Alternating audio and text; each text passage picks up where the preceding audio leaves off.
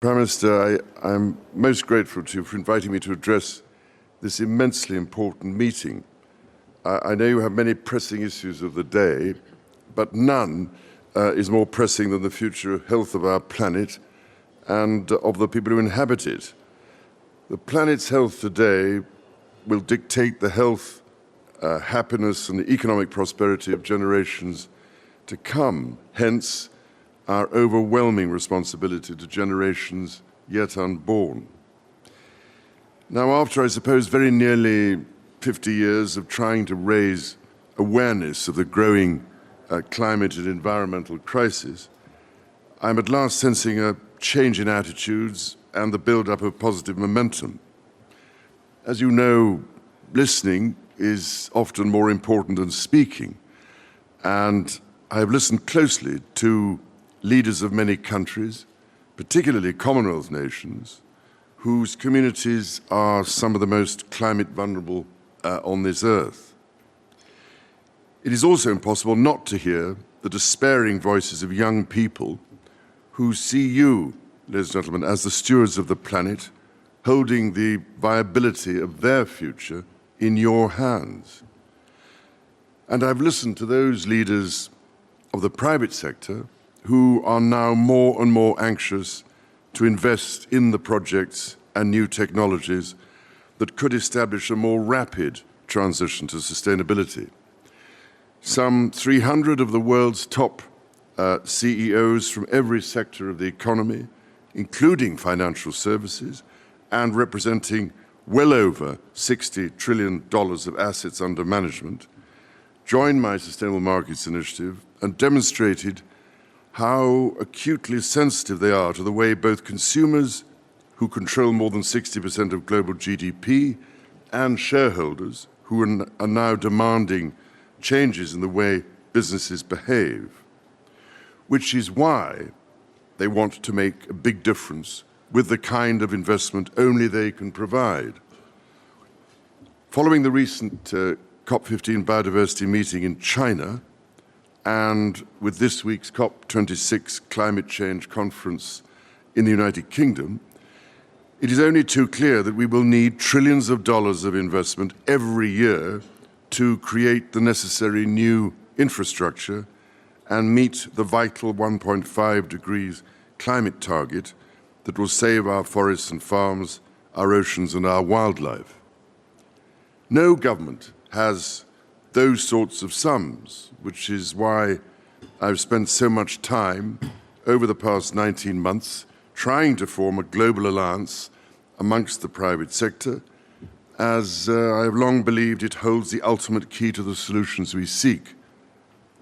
That is why, Prime Minister, I'm so grateful to you for recognizing this central truth and for bringing them in, giving them a seat at this most important table so that climate change can be tackled in partnership. It is why I also wish President Widodo every possible success when you pass the baton to him in a month's time. So after exhaustive but extremely valuable cross-industry discussions amongst business leaders about what is needed to overcome barriers and unlock trillions of dollars, they have indicated three essential points. Firstly, the need for clear market signals from governments so they can plan for the long term. And this would boost confidence in existing projects and attract the necessary institutional investment for new ones. As it stands, they tell me there are too few investable projects in the pipeline because there is too little confidence in the system. To do this, there is a need to align country, industry and investment roadmaps. And here, multilateral development banks have a critical role to play in creating the enabling environment for investment that supports a sustainable future.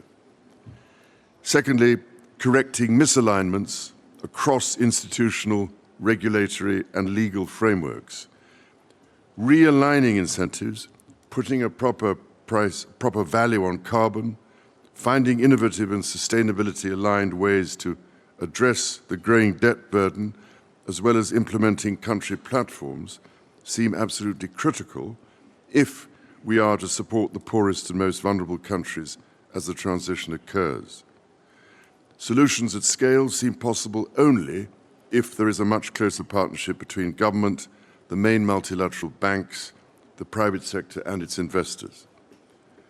Finally, beyond MDBs, the urgent need to explore how the G20 can develop a mechanism to provide sovereign risk guarantees that would help release the vast sums of money required to make this public-private partnership a reality. And that, in turn, is our only hope if we are to keep global warming to 1.5 degrees. Ladies and gentlemen, COP26 begins in Glasgow tomorrow. Quite literally, it is the last chance saloon. We must now translate fine words into still finer actions.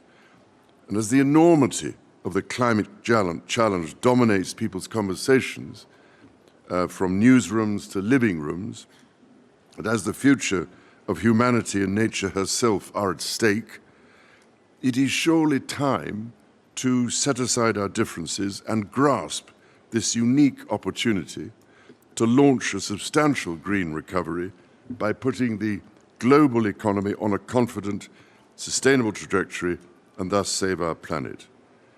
And from what they tell me, the private sector is already there, eager to work with you and ready to play a hugely significant and game-changing role.